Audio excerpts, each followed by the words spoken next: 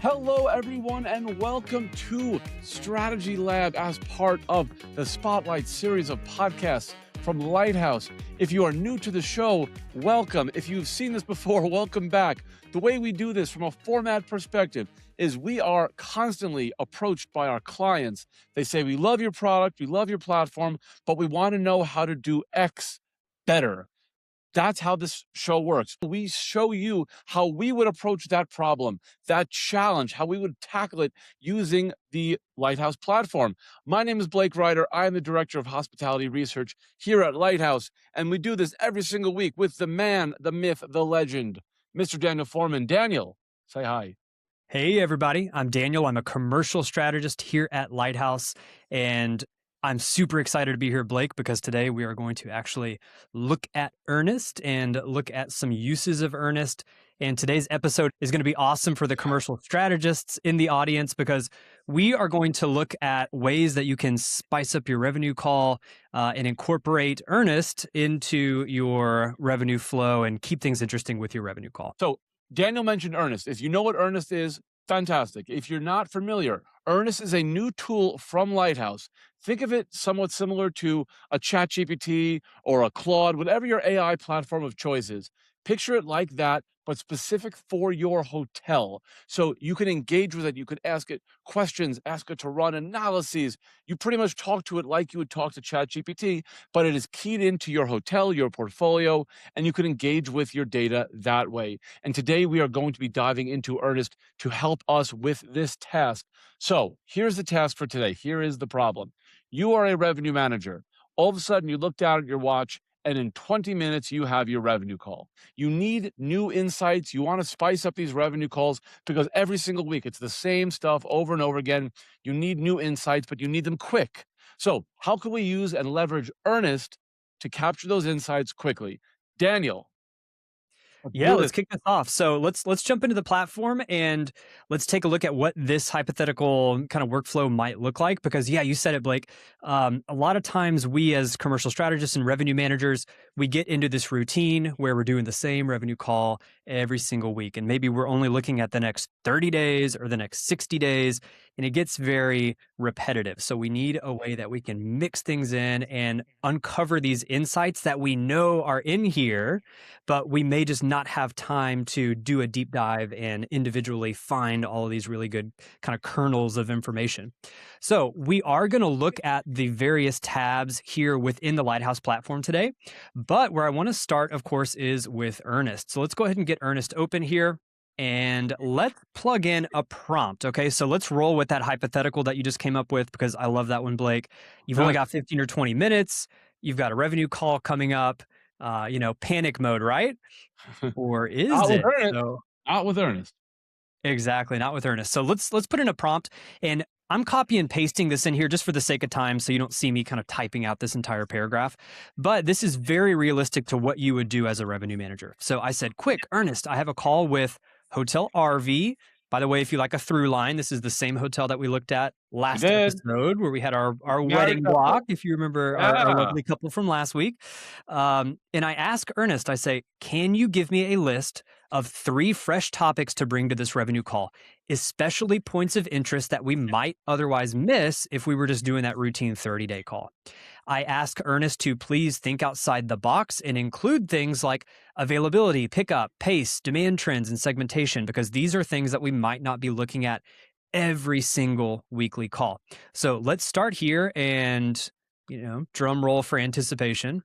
Cool. And then just like that, Blake, within a few seconds, Ernest comes up with its output. And so it's done all of the heavy lifting for us. So it's looked across all of the different data sets, all of our different products, and it's come up with a couple of fresh recommendations for us. Let's see what Ernest has produced for us here today. Yeah, let's dive in and let's look at topic 1. And whenever I'm engaging with these AI platforms and asking questions, I always like to read it and then kind of trace the steps a little bit and see where it came from. So let's do that. Let's see how Ernest did. So topic 1, this is the first thing it flagged: evaluating the Saturday minimum length of stay to restrictions. So basically what they're saying here is every Saturday in August 2026, we have call it a protected weekend where we have a minimum length of stay of 2 nights for August. Now, what it's saying here is that it's choking the volume on softer dates. So Ernest is trying to flag to us here that a minimum length of stay requirement is not necessarily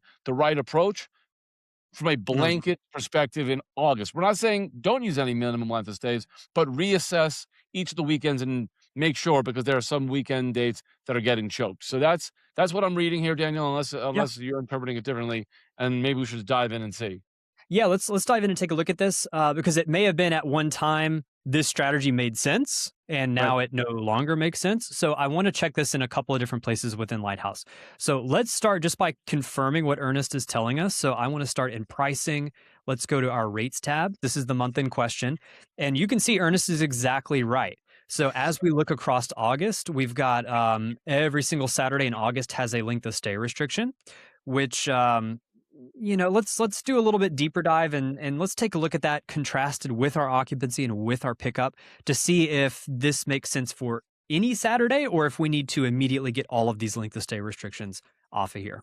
So now what I'm going to do is go to performance and I want to take a look at more of like the business intelligence side of things. So I'm going to pull up the day by day tab here and I want to see specifically next month. So we're going to put the microscope on August like we just did within pricing. So let's see if it's a good idea for us to go ahead and lift these minimum length of stay restrictions, or if we want to keep some on, or maybe we want to shift some to a different date, like a Friday. So Daniel, Um, correct me if I'm wrong, but those X's that we see on the far right, on the those mhm. that would indicate that you could not book for a single night, right? That's what those X's mean? Exactly. Okay. Yep. That's no one night availability. So that's lining up exactly with what we saw in pricing. Okay. Now, as we get into August, right off the bat, it looks like, this Saturday here, the first, we're only at 40% occupied. That's coming up in just a few weeks. This is a date where I think it's going to be appropriate to lift that length of stay restriction. The Mhm. following Saturday, even though we do have an event right there, same story. Where actually the Friday is stronger than the Saturday. So, same Interesting. story. I would either lift this length of stay restriction or shift it back a date. Market demand is pretty low. We have not had any 1 week pickup. And then again, similar story here for this following weekend. Oh, This here is you're a really 20% on the books. soft, yeah, super soft weekend, right? Yep. 22%, 20%. Let's lift that length of stay restriction. And I would even do the same thing out here for this Saturday and the following Saturday, too. So that was a really good find by Ernest. Ernest spotted that immediately and it said, hey, Yeah. here's a strategy that you've got in place currently, and it's maybe not the best strategy moving forward. So it flagged it for us. And again, we may not have noticed that if we just always had a min stay two on a lot of our Saturdays, then that may have flown under the radar, right? So that was a really good example, I think, of Ernest is Ernest 1 for 1, baby. Ernest is 1 1 for for 1. 1. Yeah, All right, yeah, let's look at the next one. goal. Ernest has scored. Let's All go. right, and let's move Yep. down here to all right. What do we got for topic 2 here, Blake? Number 2, so capitalizing on dramatic week-over-week demand surges. Here, now we're going into, September and October. We did specifically say, "Don't just do the next 30." We wanted to make sure we were flagging things that we can actually take action to, because obviously, if they're flagging things that are next week or in 2 weeks, which obviously we could do if that's what we chose, we wanted more runway to actually take action and hear some results. So Mhm. midweek and weekend demand in autumn is highly concentrated and surging around specific regional events and conferences. So what they're saying here is that, like it says, rather than flat weekly pricing, these sharp peaks require dynamic adjustments. So again, I'm interpreting this, Daniel, to mean that we are right now more or less flat on pricing, and there should be more dynamic, some nights higher, some nights lower during these weeks in September and October, because there are events that would allow us to drive rate more than other days. So rather than using a blanket midweek pricing, we should consider raising and lowering certain days of the week based on these events. Yeah, exactly. And here I want to go to a little bit different place. So we will still pop in and check on performance, but I want to go to somewhere a little bit different within pricing. So let's go back here. Let's navigate to pricing. Okay, so where I want to navigate to, Blake, is this market tab right here. Okay, and then within this view, let's back up and let's take a look at those dates that Ernest is recommending for us to analyze. So I'm going to pull in September. And I just want to zoom out and do kind of like a bird's eye view for our demand for September to see these dates that Ernest is flagging for us. So as we begin the month of September, you can see that demand is actually quite low for the first couple of weeks. that may have something to do with, soft periods around Labor Day, something like that. But as soon as we get into Monday, September 14th, we start to have this high and elevated demand that starts from about the 14th all the way through this Thursday, September 24th, which again, these are the exact dates that Ernest just flagged for us. And if we want to drill into and learn a little bit more about some of these different days and what's driving this demand, you can see that it's a lot of meta search, OTA search. That volume that we're seeing from meta search and OTA is very, very high. A perfect example of this would be Tuesday, September 22nd, which again, Ernest just flagged. And if we drill into this, we can see that we have a lot of flight search volume is increasing. There's a lot of demand and a lot of intent, search intent in our market. So So that's let's what's do driving the demand index. It's one of the factors is people Mhm, searching for those dates, and then we know that those dates are gonna be elevated. That's one of the factors exactly. that considers. Yep. And again, another view I like to do is go back to that day by day view and let's pull up September again and let's talk through maybe some either restrictions or pricing strategies or just, any pickup trends that we're seeing for those dates in September when demand starts to tick up a little bit, right? And let's scroll down and let's take a look at this. And this lines up with what we were just looking at within pricing. So again, you've got the holiday week here of Labor Day, pretty soft market demand, and this is really where it kind of takes off. So our pickup is not super strong at this point yet, but we do have a lot of different things going on. We've got group business that's on the books. It's not really starting to pick up yet, but we do have group base. You've got strong market demand here starting again on the 14th with some events that are overlapping, right? We've got multiple overlapping events here. And just looking at our midweek pricing versus the competitor average, we're actually very low here. So even though Yeah. our on the books is not particularly impressive, 3 rooms, 2 rooms, 4 rooms, we still have a lot of good positive signals. Our market demand is strong. That OTA search volume is strong, and we've got competitors that are pushing rates pretty competitively. I was just gonna say, I'm looking at these prices, and it's interesting because at first I was looking at them and saying, they're not perfectly flat midweek. There's some variance, 188, 206. But then when you look at the competitors, that is what I think Ernest was really flagging here, because here you can see our competitors are pricing much more dynamically. 477, 542, 586. Like, we're differentiating by a couple of bucks. But then when you look at our competitors, 405 to 476 to 522, our competitors are really making more of a natural rate curve based on what's happening each individual night. Whereas us, a little bit of variance, but on the whole, it's perhaps not leaning into the event schedule and the event calendar that we see here. Exactly. Yep. Yep. There's a lot of changes, and even just this as almost just like a little quick little bonus section of the revenue call would be perfect because really there's like 4 or 5 different changes I would make in here, right? Like I would lower this Sunday drastically. I would increase midweek rates here a little bit.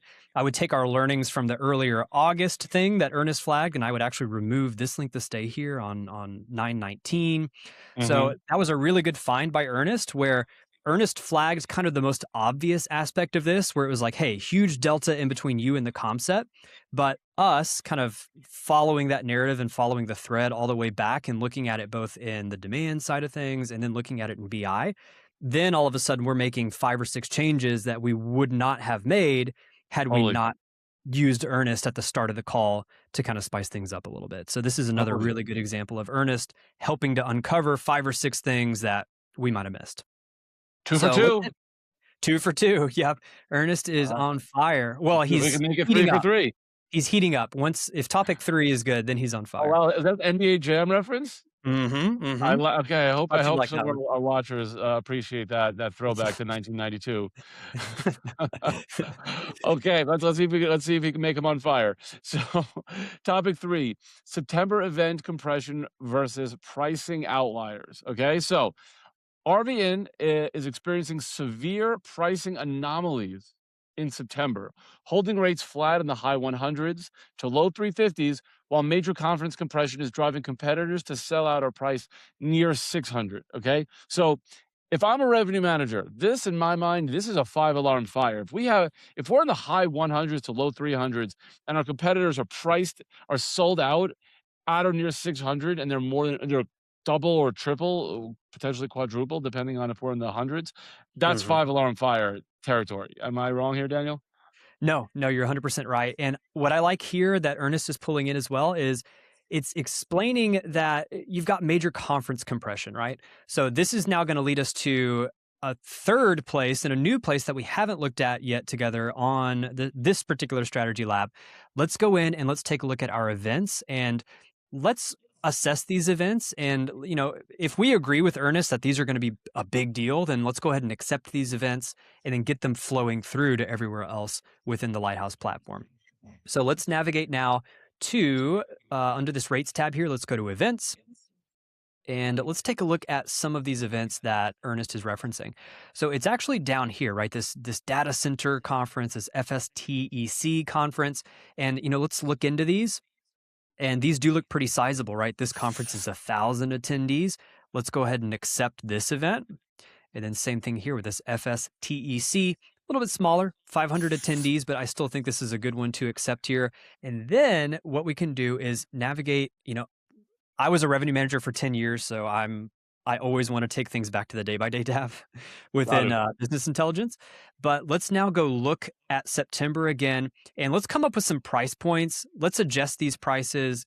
So let's pull up our next 90 days. And scrolling down, this is really cool. If you'll remember a couple of minutes ago, we did not have these events flowing through yet because we had not accepted those events. So it's kind of all coming together, right? So we've got the strong demand indicators, which we saw from point 2. And then we also have some of the rate indicators that Ernest was bringing up in both point 2 and point 3. So it's kind of all coming together, all converging here. As these dates, like you mentioned, Blake, are big red flags where we need to make some changes. I would do some of those changes that I mentioned earlier, not only lowering this Sunday, but bringing up all of these midweeks here. This entire date range from the 14th to the 17th, we need to come up and get more in line with our competitive set, which are pricing in the 500s. Same thing for this week. We're a little bit stronger on price because we have this group base, but still we're lagging behind the comp set by $50, $75, and even $100 in some cases. I mean, is there anything on here that you disagree with what Ernest has flagged so far? Are you liking that third? No, I mean, I honestly, I'm looking at this, and I think one thing that I really liked, if you go back to the Ernest tab for a second, I believe they flagged something specifically on the 23rd, Yep. on September 23rd.